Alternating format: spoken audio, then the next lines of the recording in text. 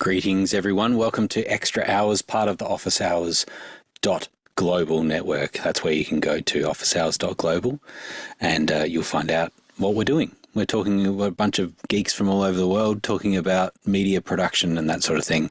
We'll see how geekery it gets tonight. There's already been pre-discussion about electric vehicles. But you know what? We have assembled a team of 10 panelists tonight. Now, so what that is, you can only see four of us because we've got Chris Fenwick, who is the equivalent of about four panelists with how much he speaks.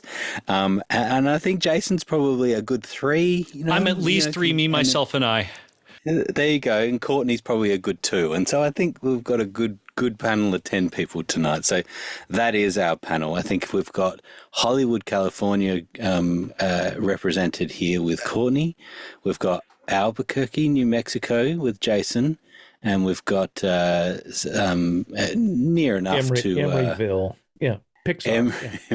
Emeryville, the Bay Area is the arrogant way that they say, as if there's only one bay in the world, right? It's like it's only one that people talk about. It's the Bay Area. Okay, there's no other bays anywhere else. Anyway, there he is. That's Chris Fenwick. Hello, Chris. How are you this evening? And to be clear, when you say worth 4, worth 3, he's not talking about the quality, he's just talking about quantity. Just quantity. Just sheer quantity. One guy's going to talk way too much, and that would be me. Oh, very good. I mean, while it's top of mind, we were talking about gas prices, or as the rest of the world calls it, petrol prices or fuel prices. It is the funny thing is that to call a liquid a gas. Yes, you're right. Well, what's interesting is that my vehicle runs on LPG gas. It actually does run on liquid gas. A liquid gas. And so, which is kind of amazing because for us, the price is about $3 a litre, which I think would get you about $12 a gallon, something like that is what we're paying. But I can get liquid gas for $1 a litre. And so suddenly my 20-year-old Ford Falcon sedan has suddenly become more valuable because it's cheap to run. So we're talking about gas, and I think this will relate to a few other things, but I just about fell off my chair when Chris was making an argument for electric vehicles for Jason, because I just didn't think you'd be down with electric. No, I in an ideal world, I would have no occasion to be more than 150 miles from my house. Sorry, there's a lot of TV's kind of loud. No more than 150 miles from my house, and I have a great roof, by the way, for like solar panels and a battery in the garage and all that stuff. But in a typical week, we leave the house and drive more than you could drive on a single charge, or at least there'd be a lot of anxiety getting back to the roof to plug in. And that's ideal. Like to drive off your own harvested electricity, that'd be brilliant. Now, Courtney a couple weeks ago got me turned on to the Kia Niro, which he has, which is a true plug-in hybrid rather. I guess all of the electrics are plug-in. Yes, you can fiddle while your Nero burns. And so it's a plug-in electric? That's amazing. Amazing. No, plug-in as opposed hybrid. To so plug-in gas. Yeah. If you're like probably 80% of America, or we could probably throw in the rest of the world, most people don't drive a whole lot of miles in a day. And so if you could drive 25 miles in a day, like run up to work, go to the store, come home, you could, Courtney can drive 25 miles without his gas engine even cutting on, because it's got a relatively big battery, big-ish. And then once you hit that Once you hit that 26th mile, 27th mile, the engine just kind of comes on, and then you're in hybrid mode and you're getting 50 miles to the The gallon. brown sludge that's been sitting in your tank for weeks and then it weeks goes, actually starts burning. Right. But it's, okay. I have to it's still force using the myself. battery. So you're still using battery, and you're getting regenerative braking and stuff as well on the Yes, hybrid. Is that right? Yeah, and when you're in Interesting. reverse or starting out at a stoplight, your gas engine usually isn't running unless it's cold outside. And hey, it's never cold in Southern California. Interesting. You know, the real question is, it miles per gallon. I gotta say, anybody that can do like translate miles per gallon to from kilometers per liter. I mean, that's just way too many variables for my little brain to work. And really, you need a universal. It's in the rest of the world. You need a universal currency. So I think what we should try to describe teaspoons per foot, maybe. No, like how many Big Macs per how many Big Macs per block? Like, yeah, like they've been getting smaller too. I know. Big Macs have been getting smaller over the years. So that might not be a good example. I do realize that as much as we complain about gas prices here, I think we pay less. Oh, we're coddled compared to the rest of the world. We are completely coddled. Well, it's $6.50 in Los Angeles right now, which is about double the price of milk. So you'd be saving money if you could run your car on milk. I've been working on it. I've been working on it. Oh, the smell alone. Oh. You can do a comparison between milk and water as well. You buy a bottle of water and it's more expensive than milk. And so somehow it's easier to strain water through a cow. So it's actually grass, cheaper. Yeah. And grass, yeah. I'm sorry, everyone. It's a terrible start. We're way off topic. We were talking a little bit tech. I think if we were talking production. Can we segue just a little bit, though? Production? You said that there might be a lot more virtual meetings, which you do a lot of, make a lot of money doing that stuff. How do you think that's going to affect this end of our industry? Gas prices going up. Well, so I've got an event. I've got an event coming up in New Zealand at the start of May, and we've got 1,600 Australians flying over there, and we've got 600 or so New Zealanders that would be attending. So in my mind, we've got a couple of issues. We've got a few issues more than probably specifically than the rest of the world, perhaps, because we are pretty much at the end of the line of the ships coming, the fuel ships coming to give us fuel. And if they want to keep it themselves, then they will. But it's interesting learning about the global market of oil, the oil market, and how those prices are set. Because immediately when I was like, if 20% is cut off at the moment, is that a big deal? We've got 80% of the oil is still there, and places like America could generate. It's a global market price-wise. There we go. So everybody's market paying price. the same price. Yeah. And so that makes sense. But for us in Australia, it sort of filters down to us, and it's never really a problem. They just keep coming in, and away it goes. Once there's a shortage, though, we can run out a bit quicker. Also, for some unknown reason, we have not a lot in storage, not a lot of backup. We have sort of 30 days, whereas lots of countries will have 90 days, example, right? And so harvest that sheep oil, you know. That's right. Especially in New Zealand down there, that lanolin, you refine the lanolin and you can run your car. Well, if we could use beef fat, we could run off that. We could do that.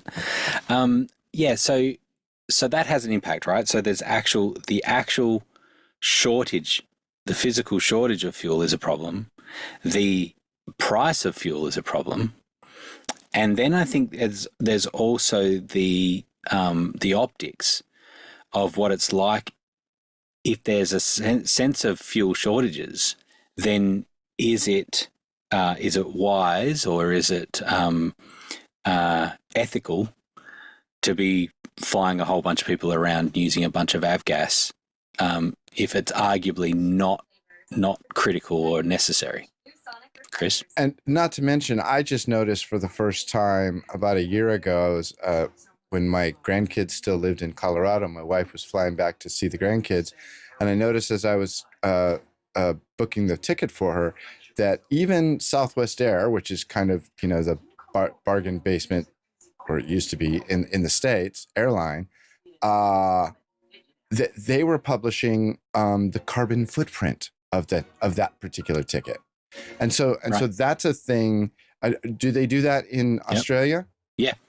Yeah, and you can offset it as well, right? Like for some flights, it might be pay an extra $6 or $10 or something, and you can offset. Yeah, but that's just going to make you quote unquote feel better. I think the real issue is they're trying to shame people into what they're doing to the planet. Well, it's a transparency thing. Really, it's about shifting the burden of consumer transport to the consumers, right? And the optics of that. Yeah, and so I think that events in general, people coming together, running events, flights are way more expensive. Hotels are way more expensive. The food's more expensive, it's a lot. And so it doesn't take much more for it to be breaking point for people. And they're just like, we just can't afford it. We cannot afford to go to that place for that event. And so that's besides the point of sort of a global recession, which is possible too. And I don't understand that enough. All I know is that it's possible that we could be in a point where we're doing more online events because people aren't able to gather in the same way, or not as far. So one of the contingency plans that we're sort of working through is the idea that perhaps we have hubs, like viewing parties in major cities. So you don't have to fly as far, or you're just able to drive into a city, and now you meet up with a couple of hundred people and you sort of have a smaller, and then we just kind of connect them all together as like an online event with viewing parties.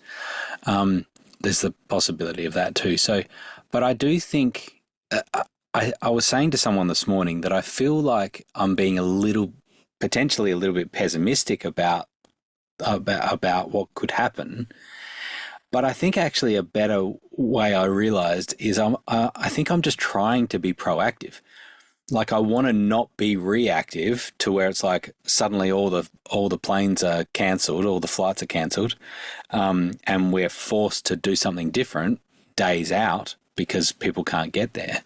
I want to be able to say, okay, well, we've got this plan already in place.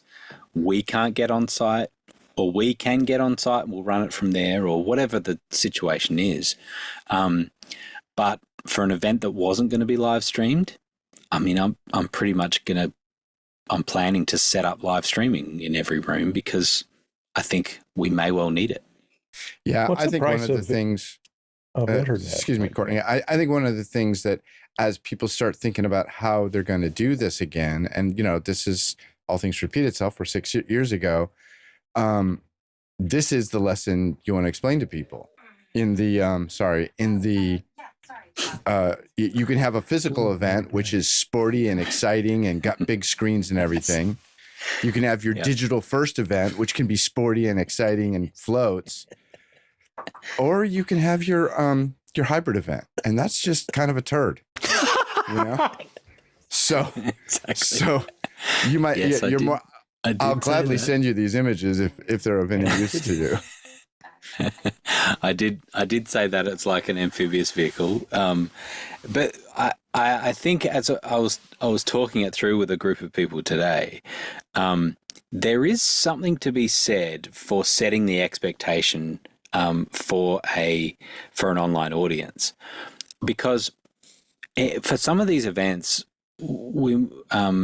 the client might sell an on-demand package where they're like, we don't offer you to be able to live stream the event, but we do offer all of the sessions available afterwards. And if you don't want to come on site, well, you can buy an on-demand package of the event, and you get all the sessions on demand afterwards. Well, and arguably that's better. I would assume that's better because it's going to be higher quality. It's going to be better for you as a vendor because you're not going to have that insane contingency plan where you have to rent, pop-up tents essentially in hotels at these various cities just as a contingency, right? Yeah, exactly. Yeah, it is.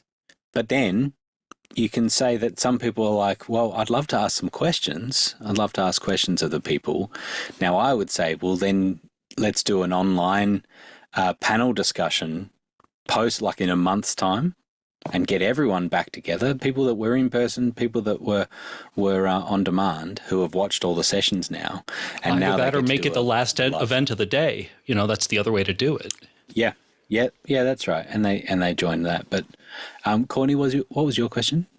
I was just wondering how, an energy crisis, or let's say a spike in oil prices, is going to affect internet prices, because it takes energy to run all those data centers, and their price of operating those is going to go up unless they're running off geothermal or solar or wind.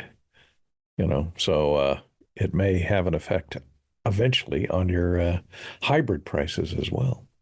Also, the hotel and convention consortium is going to really hate you, because you're going to kill all of their business, Yeah, but going from bandwidth to barrels of oil is not ever going to be an easy conversion. Gas prices are one of the few prices that, people look at as a commodity that is actually a futures-based price, and you're paying today's price because we have this very well established pipeline that at this point it's no lack of petroleum, it's the fear of in 9 months there are going to be shortages, and that's what's causing the spike. Right. I'm trying to find what country it was. Sri Lanka. Sri Lanka declared every Wednesday a public holiday for the public sector institutions starting in March.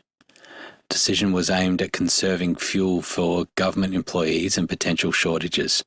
So, I mean, that's a whole nother level, right? It basically just took a country into a 4-day working week. That's different from you can work from home a day a week. No, it's a bank holiday or whatever you would call it. Well, American doctors and dentists have had that Wednesday holiday for years. Here, it was golf day for doctors and dentists always, Try and make an appointment with your doctor or dentist. Yeah, that's right. But that's super interesting. Like that was a big statement, which obviously saves a whole bunch of fuel when you've got way less cars on the road and trucks and whatever, and it's just Sri Lanka is also the size of Ireland and has a total of 20 million people. Right. But again, it's good on them for thinking ahead and being creative. Yeah. So anyway, getting back to tech a little bit, I've got a petrol generator as a backup, and I've got a decent sized UPS, a couple of UPSs that run all this room. But I started thinking, gee, I wonder if I should get like an EcoFlow with a solar panel, and you get those ones, not bad pricing, 2,400 watt, or even I think there was a 3,000 watt version. You get a 400 watt solar panel that you put on it, and I'm like, that could run a whole bunch of stuff. I mean, even at 400 watt, you could run during the day at least. You could run a decent event if there was no power. You could still operate pretty well. Well, you got a lot of sun in Australia too. Yeah, I'm working on my miniature breeder reactor because just little really pellets of plutonium, just little tiny. Very nice. But I do like the idea. I think Tesla have got what do they call it now? Shingles, right? It's the little shingles for your roof. Well, They yes, announced that they've got that 10 years ago, 5 years ago. They haven't sold. Hasn't really taken off. Marquez Brownlee has it, but I don't know anyone else that does. 3 people have those houses. Yeah, exactly. No, I was thinking about vehicle to grid. It's not quite. They haven't quite got vehicle to grid, but they have got vehicle to outlet. Essentially, I think now, so you can pull power from it, and you can also charge someone another car to car, which is interesting too. But the idea of full sort of vehicle to grid is pretty awesome if you have that massive battery sitting in your garage and you tie that into a wall, a power wall, and now your whole house can run off the car overnight. I've never really understood that. Cool. So you wake up in the morning and you go, wow, I ran my house off the car all night and my car's dead. Now I can't go to work. I don't get it. Well, I'm not sure that if you're using that much power overnight, I think you're doing something wrong. But keep the fridge and you had no running, power. If you fridge and if the little woman does the How laundry, many meat lockers do you own, fresh Courtney? underwear, if you want fresh underwear in the morning, it's going to have to. You've got. What if you got a walk-in fridge? What are you running? Yeah, for mine it is a walk-in fridge. Yes. All right, let's move on. We did have electric cars. There was a question there. Yeah, the question was electric cars. Talk amongst yourselves, and we just did. Yeah, well done, Chris. That was a good question. Have we covered that? Or have we got some more? I think we've killed that one. I think, plug-in hybrid. The problem is in LA, there's more of a trend for apartment dwellings with no parking, off-street parking, and that is a problem if you want to have even a plug-in hybrid. If there's no place to plug it in at night. So, if you're lucky enough to have a garage where you can plug your car in, plug-in hybrid would be great. You'll never use any gas. I have to force myself to burn a tank of gas a year and, just to keep it from gumming up. But but I have a garage. I can put it in at night and it costs me $1.75 to recharge the hybrid battery. So it's pretty cheap. Right. But if I were living, anybody else on the street that lives in an apartment with no off-street parking, what are you going to do? Or even if you're in an apartment that has off-street parking, you have to have enough chargers for everybody. Well, yeah, and they are doing some things like what do you call it? We would call them like Stobie poles. I don't know what you call those street poles, like there are some lampposts and things like that. Yeah, public charging stations that Yeah. They put one in, but the problem is the scrappers go out at night and cut the cables off because the copper is worth more. Well, and you need a very thick copper line to effectively charge these vehicles. They've stolen the copper. Oof. Well, anti-theft systems, I don't know what else to say. Yeah. All right. Well, I mean, one thing I have heard about a possible negative against plug-in hybrids or hybrid vehicles in general is that there is more to service, particularly when it is a full ICE engine as well as an electric engine. Then there is more to do versus an electric engine that doesn't have as many moving parts and there's not as much servicing. But I totally get the idea. Well, there is a benefit, right? Because if you've got an electric hybrid, you're not like a lot of the wear is the transmission, and the transmission isn't only charging the electric battery. I've never owned one, but I'm guessing. Well, not really. I mean, is that right? No, the gas engine is running the car through the transmission, and it's being assisted by the electric motor, unless you're in electric only mode, in which case the gas engine shuts down. Oh, okay. I thought the gas as a clutch, it disconnects, and then you're running the electric motor all the time. And you thought it was a generator, basically. I thought it was basically a generator that augmented the electric motor. Yeah. No, there used to be some. The Chevy Volt was like that, where it would the gas engine would only run a generator, which ran the electric motor or charged the battery, but didn't do both. Interesting. Okay. All right. Well, that was a little deep dive into all things fuel. Let's move on to the next question. We're heavily fueled. All right, comes in from Toronto, Canada, from Craig Kadoki, says amazing video from an eclipse from a glacier in Patagonia. Interesting. Courtney, did you take a look at this? Oh, yeah, Jason. Yeah, here's a brief look. Okay. If we don't get taken down. Got it too. So you can barely see the mountain there, but there's the eclipse from the mountain in Patagonia. And notice the cold weather gear that you have to survive there. That is the problem. So it's kind of rocky, and climbing up the side of a glacier to get your stills is, it's more trouble than I'm willing to put in. But there's some amazing footage that comes from the BBC on this link that he's put from BBC Global in there. So cool. Well, it's even getting that good at imagery on the cameras and keeping them from condensation on the lens and things like that. But Jason, and also you'll note that they put a big light on their drone because it's awfully dark out there, and they had to fly the light on their drone so they could get these cool shots. So that's kind of interesting, way to do that. Oh, that's cool. And a time lapse. Wow. Of the sun also rises there, and then they flew the drone around to get this time lapse still to light the mountainside a little bit at a time, with the time exposure. Wow. So that looks cool. Jason? That is some serious compositing. Fun little photo nerd thing. You can always tell how many blades there are in the aperture of the lens when you look at it. When you look at the sun, Courtney's nodding, because you can see it as it goes through the various artifacts of the elements of the lens. Huh. That's cool.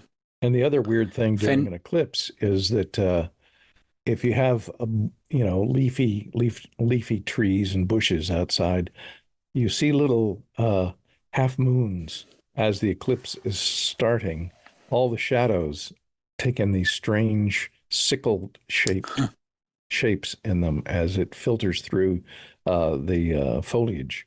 You see these strange little half scythes on the ground. It's weird. It's cool. Fenwick, you've been an eclipse chaser in your life, particularly down under. Not very good at it. You didn't get any imagery like that? No. I wouldn't bother trying to photograph it. I'm not a camera person. I don't know any of that stuff. I'm amazed by it. But the idea of experiencing something so amazing, unique, and then splitting your attention with like a bunch of knobs and dials, I mean, that's not acceptable to me. Like, I just want to experience it. And I've traveled on 2 separate occasions. I've traveled fair amounts of distance. Actually, one time very, very far. Drove past your house. Yeah. And was completely clouded out both times. I think there's one more good eclipse that's feasible for me to get to, since I don't fly anymore, in my lifetime. Yeah. You don't fly anymore. We're getting down. No, I won't do it. Wow. It's stupid. Why not? It's stupid. Okay. The TSA is just ridiculous. Grant lives on an island, mind you, an island nation. Yeah. So, no, I'm totally fine with him flying. I just don't want to do it. I get it. And are you going to NAB this year? I live in the Western United States. There's so much to see. Got everything you need. I didn't say that, but there's so much to see here. Much of it that I never have, and I'm really looking forward to retiring, and my wife and I jumping in the truck and going for big long drives. And get an RV. Yeah, maybe. Drive Highway 1 down the coast. The Big Sur. Oh, it's really pretty. There you go. Yeah. Yellowstone. Jason? It took me a second to find these.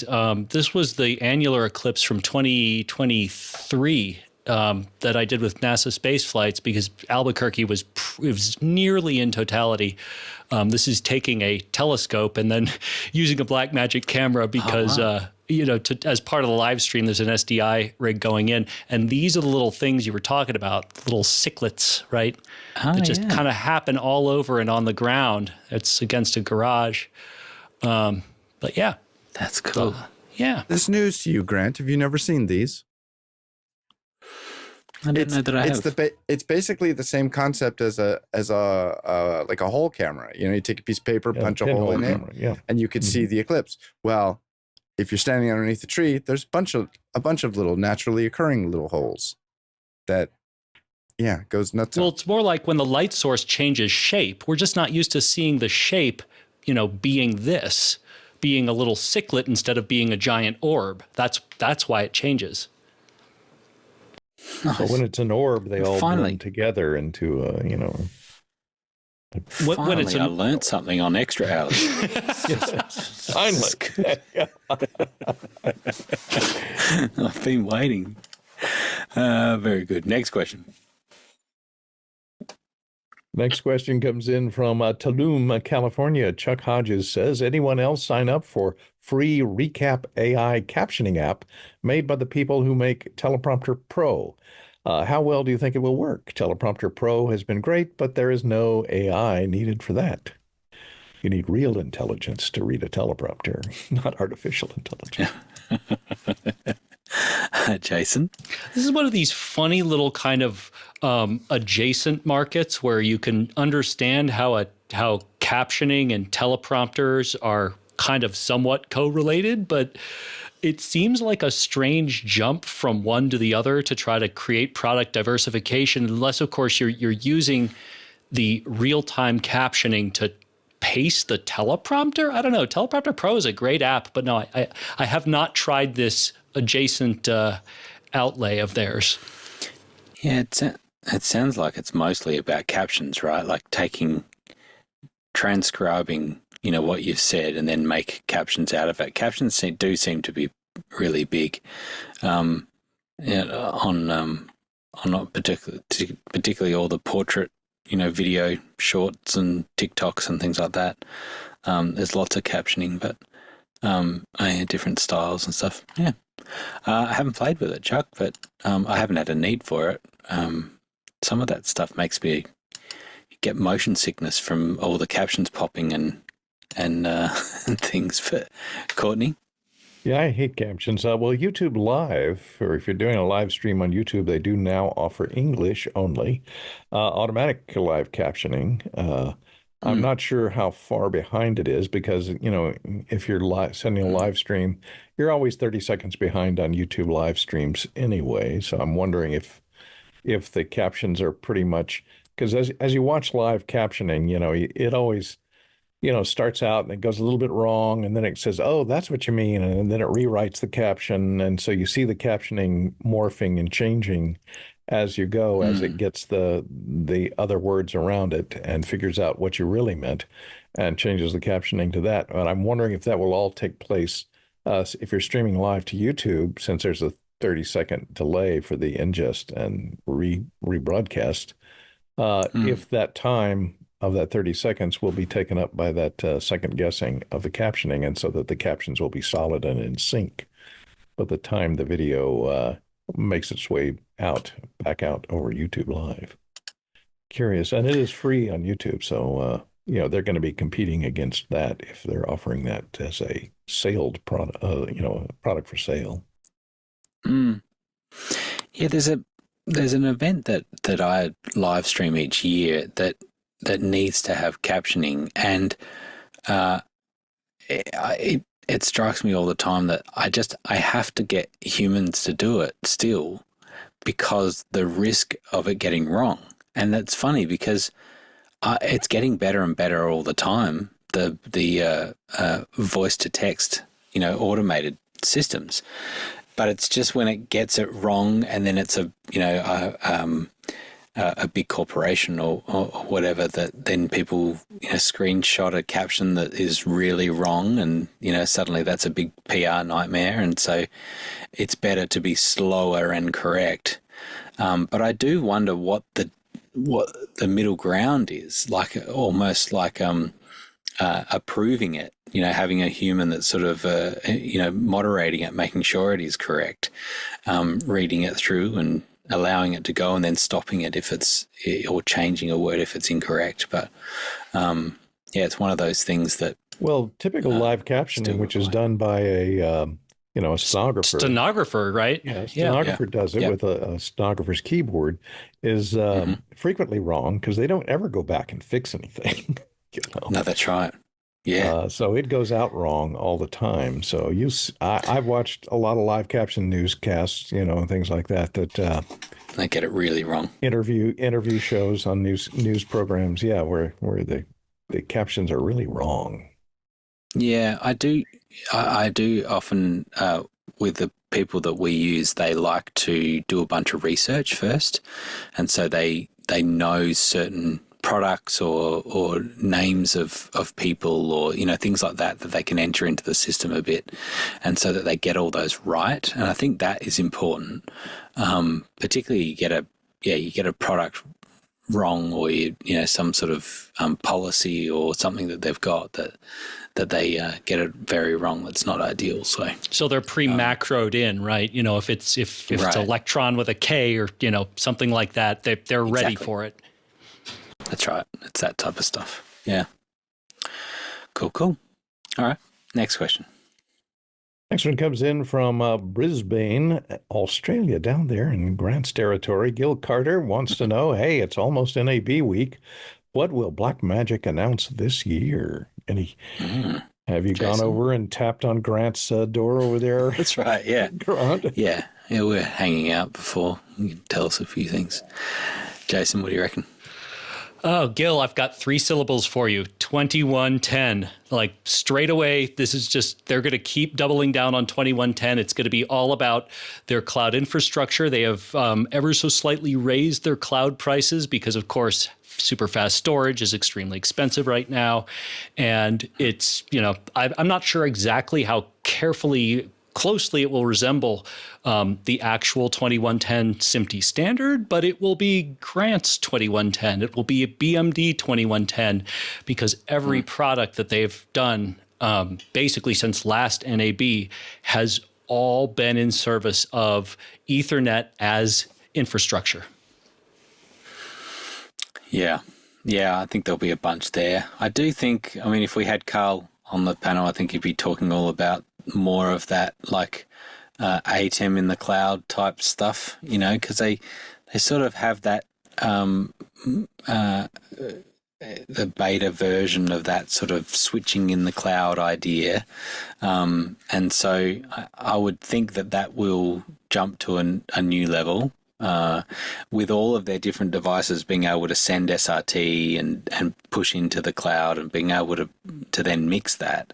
It was a little limited to start with, or sort of four inputs, I think, but I think that'll be really interesting to see where they go with that.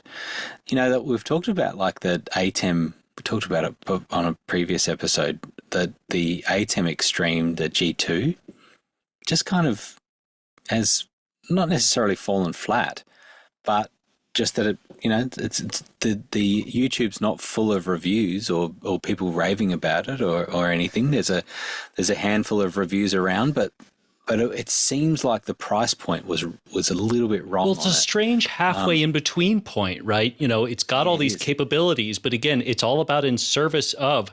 So it wouldn't surprise me at all if they were to say, oh yeah, in the next 6 months, you're going to be able to switch.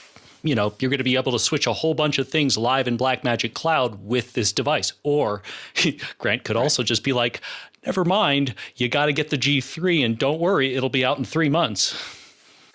Yeah, maybe. Well, I would like to see a rack mount ISO recorder, or essentially an ATEM Extreme, an HDMI. You remember those TV studios of old where it was like 4 HDMIs or something and 4 SDIs?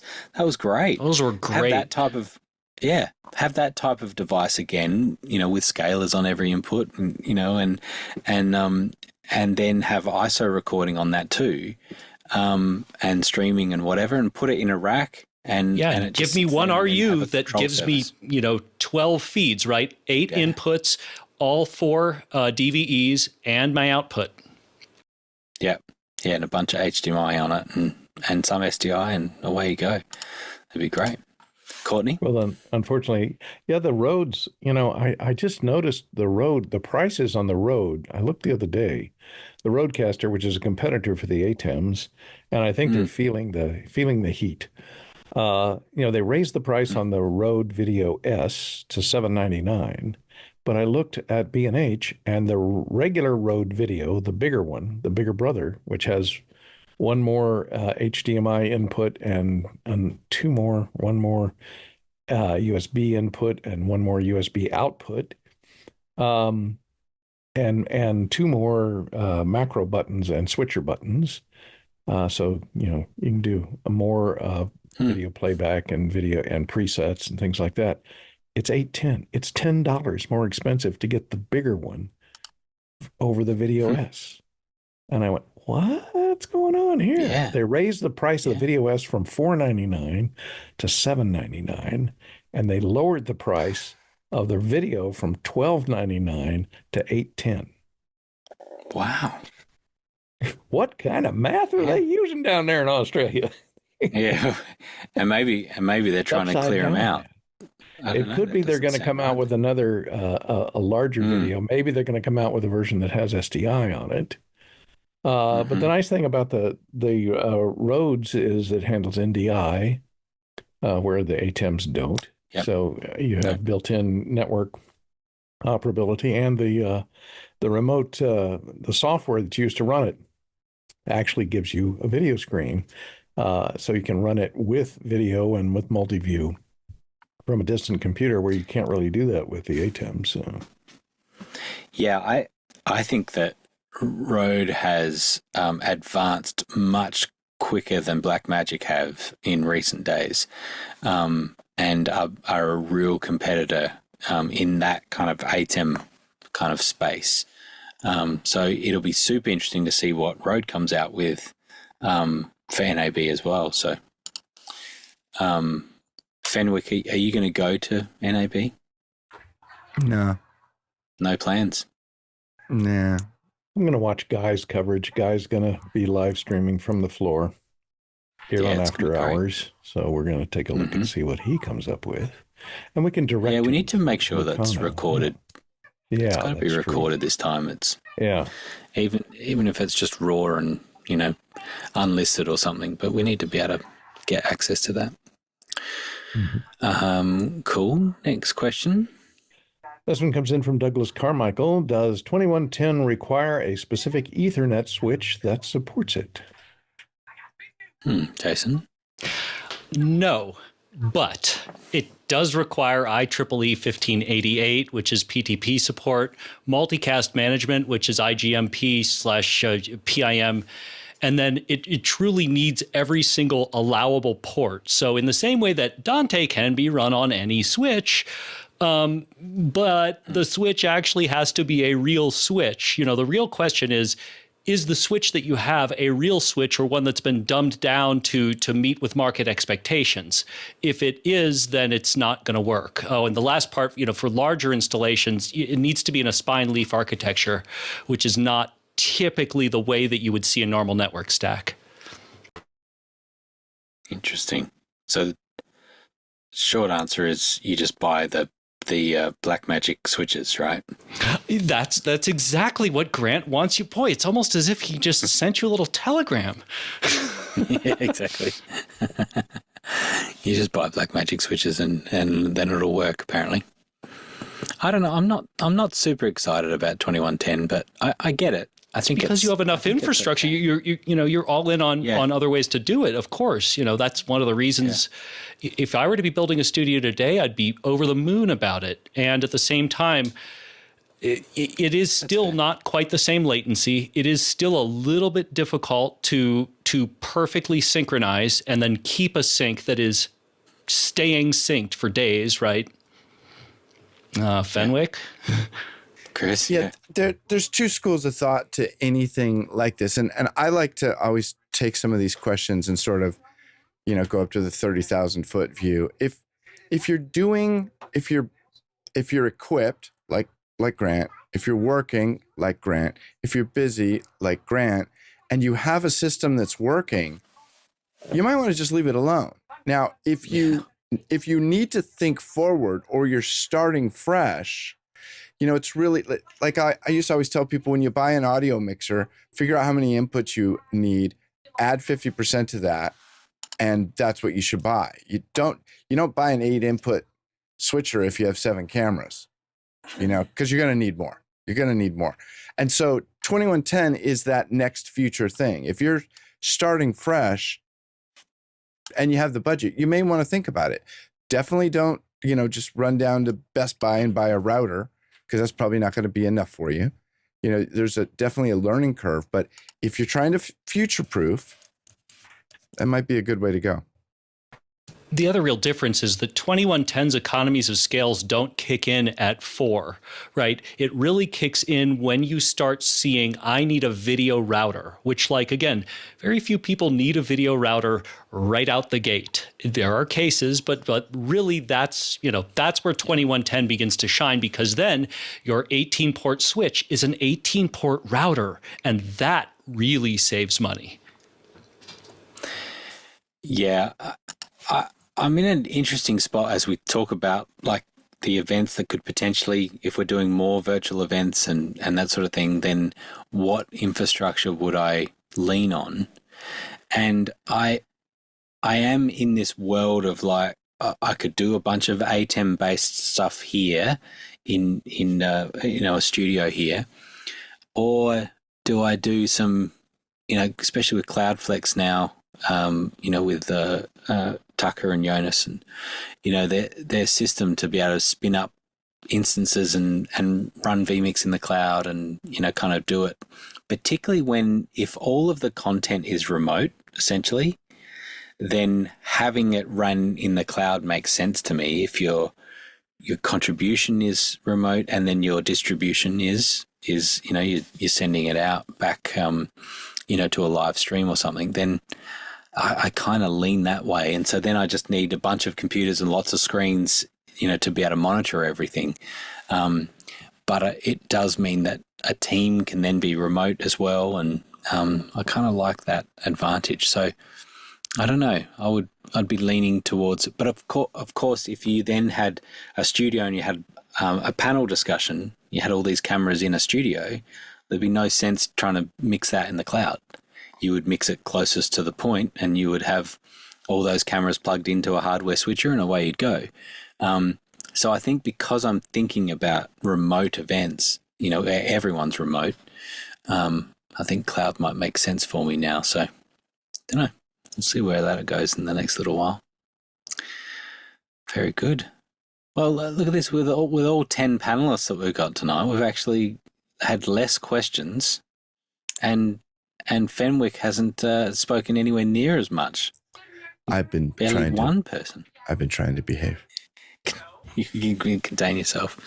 Okay, well, before we get to content recommendations, we've got the Fenwick Corner. What's on Fenwick's mind? It's a new segment that I just made up on the spot. Wow, I would have liked to have had. What's Fenwick making in his garage? The mind of Fenwick next. How deep do you want to go, Grant? How deep do you want to go? Well, is this a California Pizza Kitchen discussion? It's a. That was fun. Oh, yeah. That's nice. That was good. Grant, when he was in the States, was it the last time or have you been since then? He rented a Tesla, picked me up out at my apartment, and we drove to California Pizza Kitchen for lunch. And I have to tell you, that Tesla scared me. He took off.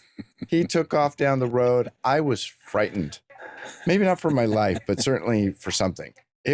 That's an amazing automobile. Very frightening. Yeah, it was fun.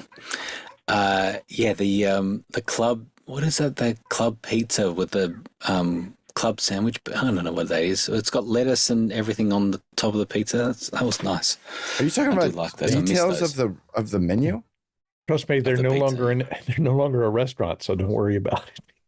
They're bankrupt. Okay. Yeah, I don't think California Pizza back. Kitchen exists anymore. Yeah. Really? They're gone?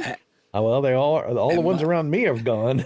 That's for sure. All the ones in. Well, and my parents live in Nashville, and so normally I would need to go to LA or at least the West Coast to be able to get some In-N-Out burger. But now that the head office is in Tennessee, I can just go to Nashville and have it there instead. So, but apparently I've said to Mum and Dad, have you been yet? Because it's been open for months and months, and they're like, you can't get anywhere near it. They said that there's an In-N-Out burger with a parking lot the size of Costco for In-N-Out. Keep in mind, for those who don't know, this is just a fast food place like McDonald's. Like their menu is more constrained. Short menu, small menu. It's a little bit different than McDonald's, but yeah. Well, it's much better. In my neighborhood, there's the Tesla Diner, so we could take you to the Tesla Diner. I do want to come to that. And they have 58 charging ports there at the Tesla Diner, and they have a Optimus Pro that serves you popcorn or something. Yeah. And they have a lot of the early prototypes. I heard a very interesting report about different things that you can do to the Optimus. So like you take your empty popcorn thing, and if you hand it to it upside down, it knows it to fill it from the bottom. No. It turns around. It's hip to your tomfoolery, and it'll flip it over for you. Yeah. And there's I don't know if it does that on a swivel wrist or whatever, but yeah, it does. It does. Really? The wrist just turns around. So if the thumb is inboard, it'll flip it around so the thumb is outboard. Oh, we don't stand a chance. It doesn't have tendons. Who cares? We don't stand a chance against the robots. We're dead. It just keeps going around and around. Yeah, if you looked at my media suggestion, which was the Chinese spring, what is it? That spring show that they have every year, where they had all the Unitree robots doing martial arts moves in synchronization with each other, with little kids on the stage. Really scary. They were using nunchucks. Yeah, I don't know whose idea it was to give the robots a sword. That was a mistake. They don't need them. Nunchucks are way more dangerous. I would like to remind you to watch all the Terminator movies before you experiment with the robots. Right. So, Chris, what's new in Final Cut that you're enjoying? Is there you're using the beat detection thingy? Can I tell you, the beat detection is fabulous. It's really good. I don't know how much you and I have talked about this. I know I've talked about it on Office Hours. So beat detection in general is find the beats, help me edit, blah, blah, blah. But the beat detection in Final Cut, and this has been true for a lot of the added features in recent years and a few years ago. Apple says, hey, we're going to do something. And then you go, oh, okay, yeah, fine, do it. And then they do it and you go, oh, wow, better than I thought it was going to be. Okay. And this is a good example. So in beat detection, when you analyze a song, it happens super fast, by the way, it will show you, here's all the beats. But if you zoom out a little, it has a separate indicator for measures of the song. And if you zoom out a little more, it has a separate indicator for what I would call movements in the song. Phrases, they call that. Maybe it's a little more than phrases. It's almost like it's bridge, it's chorus, it's like, it's the level of the mix, right? Verse, if chorus, it's coming bridge, to a crescendo. Nice. And it's quite good. And I will say this, one of the things that I historically have enjoyed the most about editing, I love editing music. I think it's a gas. It's great. I'm pretty good at it. I can listen to a cut and go, okay, we're going to cut it here. We're going to cut it here. And I always kind of tease people. I go, hey, if you got to put in a crossfade, you don't know what you're doing. Because a good edit, you can just slam it up against it and it'll sound good. And I will say, I'm pretty good at editing music and pretty fast at it. Woo. I can do it so much faster with beat detection. It's really spectacular. Wow. Yeah, they came out with this just in time for music videos to be completely dead. Yeah, right. Nobody makes them anymore. MTV hadn't shown a music video. And I'll tell you, I love a really good mashup where, like, we were watching a video and my wife didn't enjoy it too much. I kind of liked it, but it was a It was a mashup between Michael Jackson and Bruno Mars, and it was probably about 6 or 8 songs from each of them. Yeah, she's over there watching TV. She goes, "It was okay." There's a new Michael Jackson biopic that's coming out this month. Yes, with his nephew playing Michael Jackson. Mm-hmm. But a good mashup is really good, and I watch those. I'm like, I don't know how people put that together. It's really spectacular. If you ain't jump cutting, you're losing, especially with these features. No crossfades. All right, we've got to content recommendations. So, Jason, what have you got? So, I will say first, give credit where credit is due. CJ Covell recommended this like maybe 3 or 4 months ago on Office Hours. And I like added it to my podcast feed and and then just proceeded to listen to Security Now and all the tech podcasts that I typically listen to. And just late one night last week, I got into Strong Songs. This is a masterclass, an absolute masterclass in both recording, but more importantly, how to listen, how to be a mix engineer, how to determine reverb. What really turned me on to it was the episode that they did, Rush's Tom Sawyer was spectacular, but the one that really got me was Prince's Kiss, the episode on Prince's Kiss, which is an incredibly, again, it is in a world and in a year where big reverb was the bigger the better, right? It is the most, at first, seems as simple as like We Will Rock You. Like, it is so minimal. And he goes in and he cuts out all the harmonies and he cuts out the sub-harmonics, the frequencies, and the choices that Prince made as a vocalist goes in through the drum machine. It is absolutely spectacular. If you want to understand, the difference between a compressor and an expander and a compander, this is your thing. If you are a musical theory guy and you like musical theory, he goes through all the chords, the chord progressions, and he does so in a way that if you don't care about A, but you care about B, or you don't care about B, but you care about A, you're not going to hate yourself. And he just goes through it and he explains it in just beautiful form and function. So it's Strong Songs from Kirk let's see, I am blanking on his last name, but his first name is Kirk. And he's a great musician by his own right and does a great podcast. Captain Kirk, yes. Nice. Good one.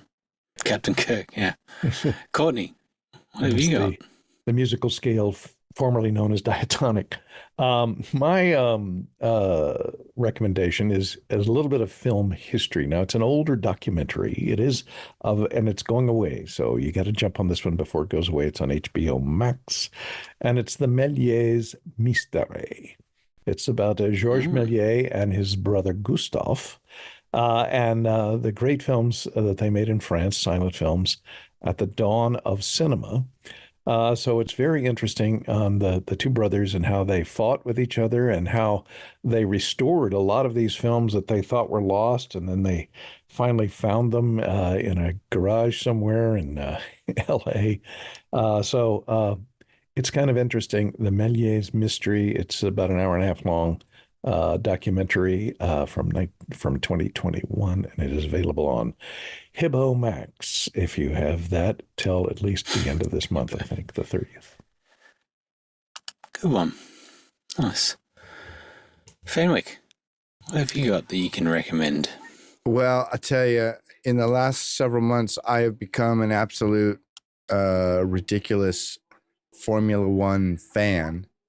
I binged watch all of Drive to Survive on Netflix. It's 8 seasons of that. So it's 80 episodes of television. I'll tell you, if you want to watch one of the best half hours of TV of all time ever, I believe it's season 5 or 7. There's an episode called Le Curse of Leclerc, which is just fantastic television. But Apple has given the Formula One folks a whole big pile of money. You may have noticed on your Apple TV, there's a new button called Formula One.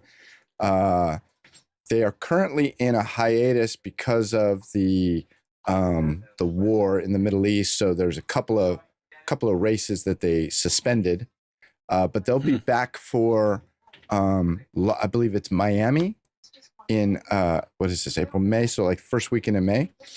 And I'll tell you, watching on the Apple TV, sorry Courtney, is really cool because you can set up a quad split, up to a quad split, and you can watch like anything you want. So some of the things that you have to choose from are the Formula One broadcast or the Sky TV broadcast, which they have different announcers. Very cool. You can watch one feed that just shows you where all the drivers are on the track. There's another feed that has just an ungodly amount of data about individual drivers and their lap times and what tires they're on, and it'll melt your brain. And then you can also pick individual feeds from the drivers' cars. So I was joking with Nigel Dessau about, I said, I've come to the conclusion I need 3 televisions and 3 TVs to watch an F1 race. Or now, one Vision Pro. No, hold on. Go away with that crazy. But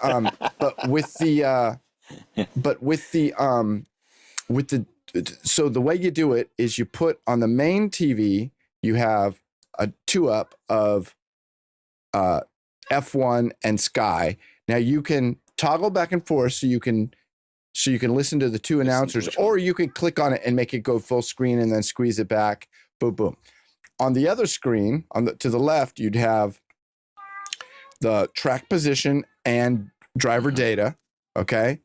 And then on the third screen to the right, you'd have a 4-up of your 4 favorite drivers. And I think that's about the minimum that you're going to need to really enjoy F1.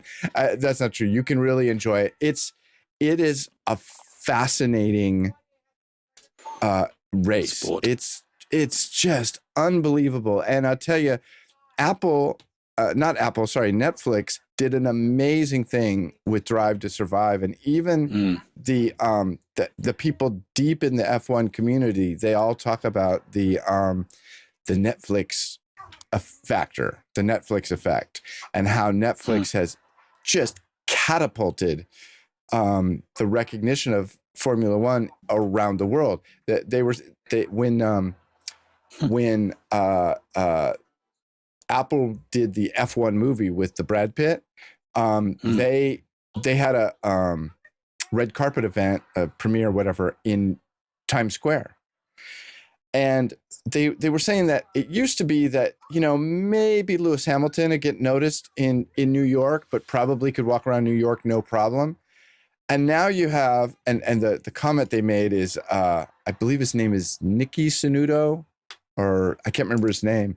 But he's like one of the lowest tier, back of the pack drivers. And they're like, this guy's getting, girls jumping over the line trying to take selfies with them. So like, and not only that, just like the team principals, the guys behind the scenes, they've made like minor rock stars out of these people. So the marketing behind all that, and then Apple jumping on board with the F1 movie, and now the Formula One on Apple TV, it's a fascinating sport. It's really, and I'm not a sports person. You can ask anybody. My wife is always like, you won't even watch football, and now you're watching this. I go, yeah, it's super interesting. So I love it.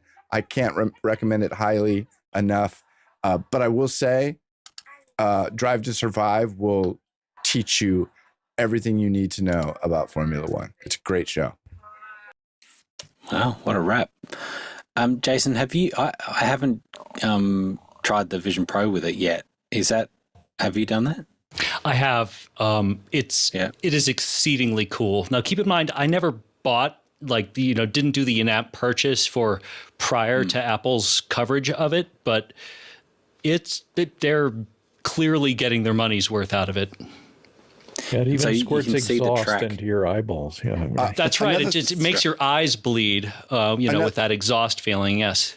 Another thing I failed to mention is that the multi-stream coverage only works when you're watching the show, a race live. And live. Racing, qualifying, practice laps, you get access to all of those feeds.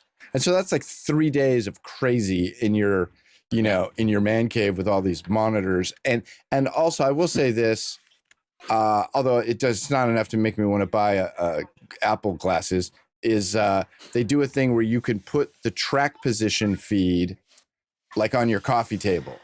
Yeah, and it's a whole 3D model, and you can watch all the guys. Don't talk about something you've never experienced. All right. You're just like, you're trying to sell something. There he is. There they are. I was about to say.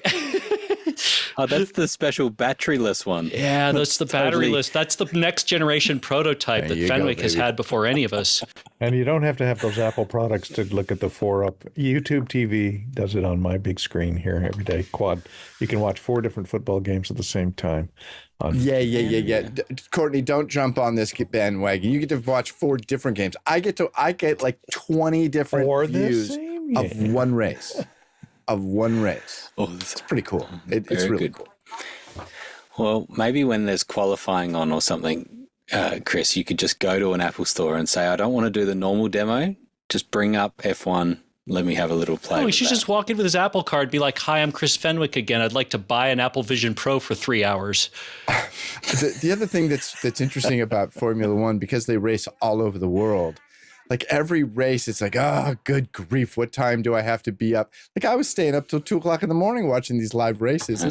It's kind of, it's obsessive. It's ridiculous. I used to do the outcome. Why do you have to watch it live? Isn't it just as exciting canned? No, because the multiple views, the 20 or what, actually, no, it's 22, 23, 24, 25, 26, is at least 26 different streams that come out of the event. They only stream all of those feeds during live practice laps, live qualifying, and live races. Otherwise, you just get to watch the television show. I like to sit back. If I'm going to do that, I want to get paid as a technical director. I'm going to organize 26 cameras and feeds to 4 screens. Hold up, take 23. Oh, wait, 12. Yeah. If only I could attach my Stream Deck to it, it'd be great. Coverage, yeah. I can just hear Carl chomping at the bit to be able to talk about this. He's a massive Formula One fan, has been following it for years, and so we haven't said anything about the moon landing, which is not the moon landing. Sorry, the moon viewing, which is right now. Yeah, the moon drive. I know. Carl needs 2 hours just to be able to talk about the topics that we've talked about today. So there you go. He'll be back. We'll be able to get a summary from him. Well, we've managed to fill in the time, and we did go over the hour, so look at that. The Tlaloc traversal is 21,000 miles. That doesn't sound very much. 34,000 kilometres, 169 million banana scale. I think that, it's nice when we get up over 200 million bananas for scale. I think that's what we like. A special thank you to Taylor, Robert, Alan and Peter for making all things happen with this show and this live stream that's happened. There was a bunch of people in the chat that I had a little look at. Tommy and Brody and Vic and Craig. It's nice to have you. Eric and David. It was nice to have you along for the ride. And we're going to do it all again next week. But, of course, tomorrow, I did see a little tease about tomorrow was... is it cloud production? Oh, now I don't know. Is it cloud production they're talking about tomorrow night? Hang on, let me see. Yeah, cloud. Yeah, and so it was like, okay, Ronnie, Oliver, yeah, talking about Mimo Live and switching those sorts of things. So, yeah, there we go. Yeah, Mimo Live. And API workflows specifically, which is cool to see how automation is happening with some of those. So that's tomorrow night at the same time, and then Wednesday morning we've got a bunch on. What are you pointing at, Chris? Wednesday morning, I'm hosting the audio Q&A. Oh, you're hosting. Fenwick now hosts Audio Wednesdays, and it is a trip. Raise your hand now, because Fenwick will lock you out if you don't raise your hand at least an hour before the show starts. You got to get. They jumped on me about getting done on time, and look at us now. We're 11 minutes long. I know. I make up my own rules here. But yeah, so if there was ever a show to miss in the week of office hours, it'd be Wednesday morning. Chris's so put that on your calendar, boys and girls. Make sure you're doing something else on Wednesday morning. Audio Focus is actually really good on a Wednesday, and particularly get Mickey on there and others, and they have some deep dives into it. Fenwick has to talk about analog consoles all the time because that's all he remembers, is how they work. But all right, I've teased Fenwick enough. Hey Chris, come along and I'll tease you for an hour, and then we'll call it a show. No. Right. You have to tell everybody what I said. I said as long as the questions aren't hard, and you get to and I get more screen time, and I look smart and witty and charming, then I'm all in. Sure, I'll be on your little show. Tick, tick, tick. Well done. Thank you, everyone. Thanks, Jason and Courtney. We had a nice little time here. We'll do it again next week, but join us every day. There's something happening on office hours. officehours.global/join is how you can get connected to that. Thanks, everyone. Bye-bye.